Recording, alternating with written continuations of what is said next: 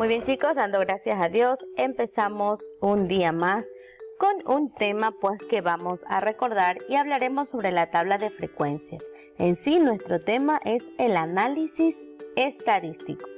Vamos a recordar la recolección de datos, la tabla de frecuencias y el diagrama de barras y un poco sobre las tendencias centrales, las frecuencias absoluta, acumulada y relativa de cada uno de los datos.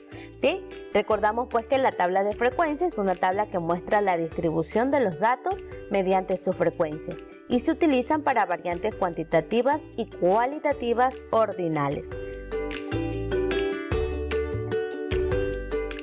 Observamos allí y decimos que las frecuencias se usan, en donde se usan variables que quieren medir las categorías con las que se mide la variable y el número de las respuestas. Esta es llamada frecuencia absoluta, con la que se repite cada categoría. Y bueno, pues allí tenemos un ejemplo sobre el color y la frecuencia absoluta, la preferencia de las personas. Decimos pues que el color azul tiene preferencia o frecuencia absoluta de 5, el rojo 4, el verde 6, el rosa 3 y el violeta 2. Tenemos un total de 20 personas encuestadas, en donde podemos decir que el color azul le gusta a 5 personas y el color rojo le gusta a 4 personas y así sucesivamente. Encontramos las frecuencias en las categorías en donde se mide la variable de preferencia. También recordamos que la suma de la frecuencia absoluta es igual a todos los datos. La suma de las frecuencias relativas son expresadas en decimales e igual a 1.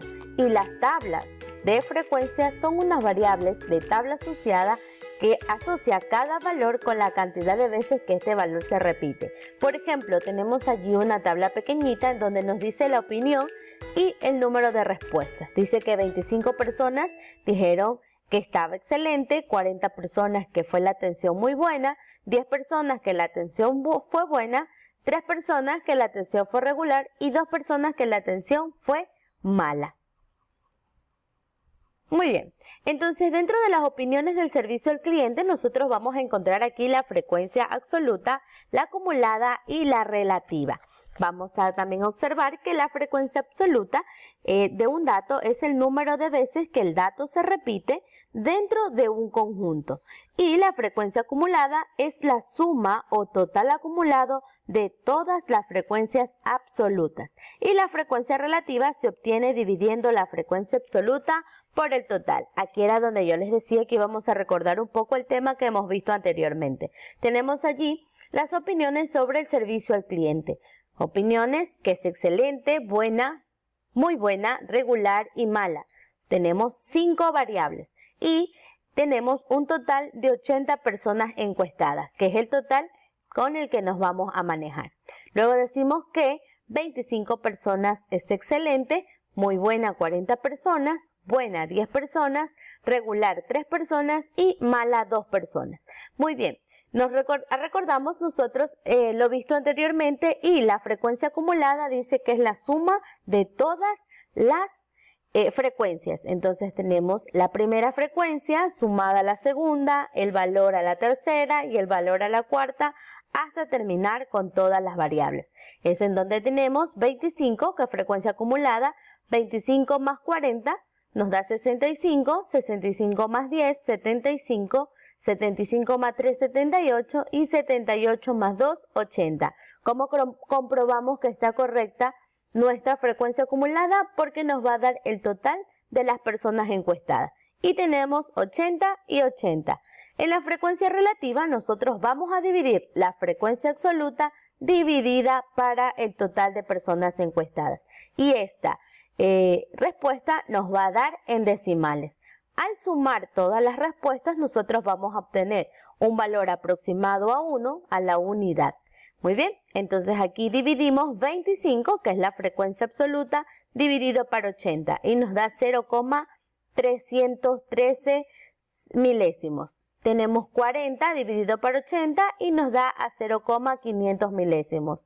Luego tenemos 10 dividido por 80 y nos da a 0,125 milésimos.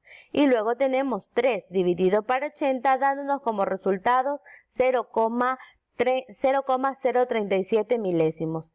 La última variable, que es 2 dividido para 8, y nos da como resultado 0,025 milésimos. Al sumar todos estos valores nos da como respuesta 1. Y ahí comprobamos que nuestro resultado es correcto.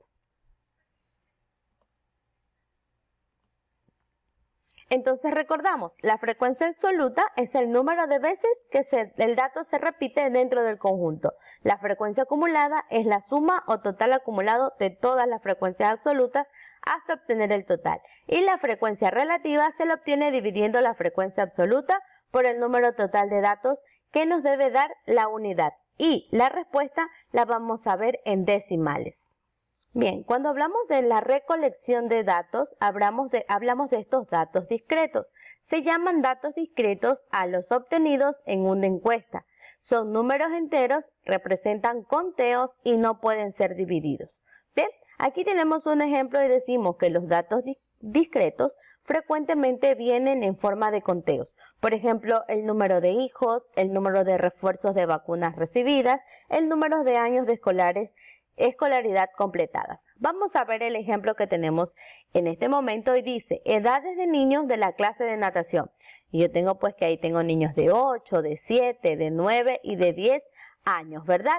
Entonces, allí nosotros vamos a colocar en la tabla de frecuencia, ¿verdad? Vamos a colocar la variable edad y decimos que tenemos niños de 6, de 7, de 8, de 9 y de 10. Y vamos a proceder al conteo. Aquí yo tengo pues cuadritos, también puedo proceder al conteo como podemos observar en el libro, con muchas rayitas.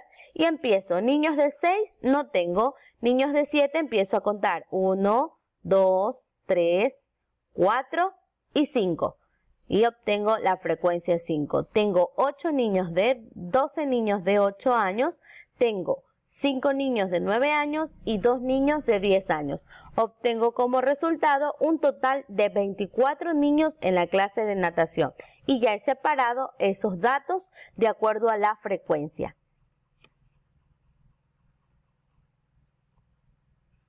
Cuando yo ya obtengo mi recolección de datos, he recolectado los datos, ya tengo por ejemplo el anterior ejercicio en donde decimos que tengo 24 estudiantes en la clase de natación y ya sé cuántos estudiantes de qué edades son cada uno, de 7, de 8, de 9 y de 10 años, ¿verdad? Entonces tenemos allí nosotros los resultados de este conteo. Cuando ya tenemos el conteo, nosotros vamos a colocar en una tabla de frecuencias, ¿verdad?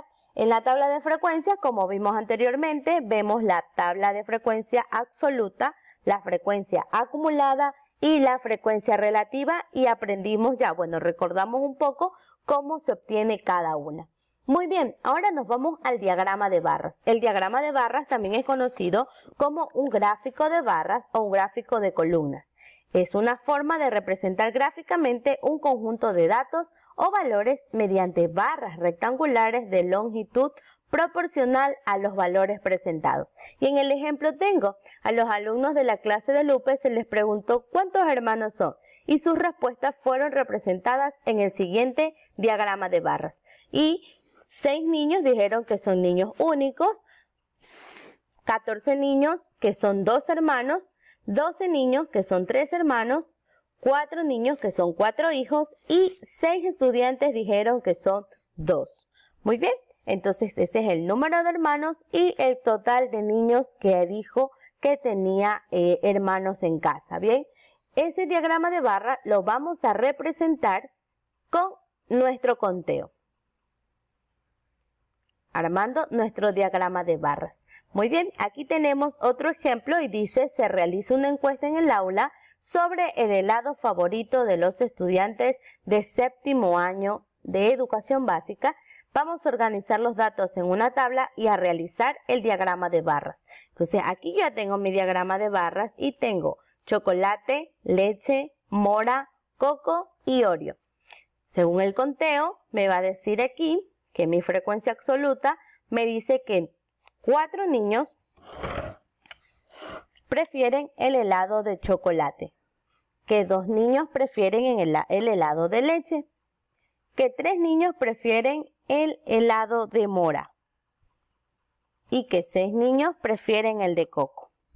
Además que solo uno prefiere el de Oreo. Entonces, para yo proceder a mi conteo, yo podría sumar 4, 2 niños haciendo la pregunta, 3, 1, 2, 3, 4, 5, 6 y solo uno. Obtengo ya mi frecuencia y mis datos. Entonces, recordemos que las medidas de tendencia central también resumen un solo valor o un conjunto. Hemos recordado la tabla de frecuencias, la recolección de datos y el diagrama de barra. Recuerda realizar la actividad que queda programada en tu aula virtual. Esto ha sido todo por hoy. Nos vemos la próxima clase.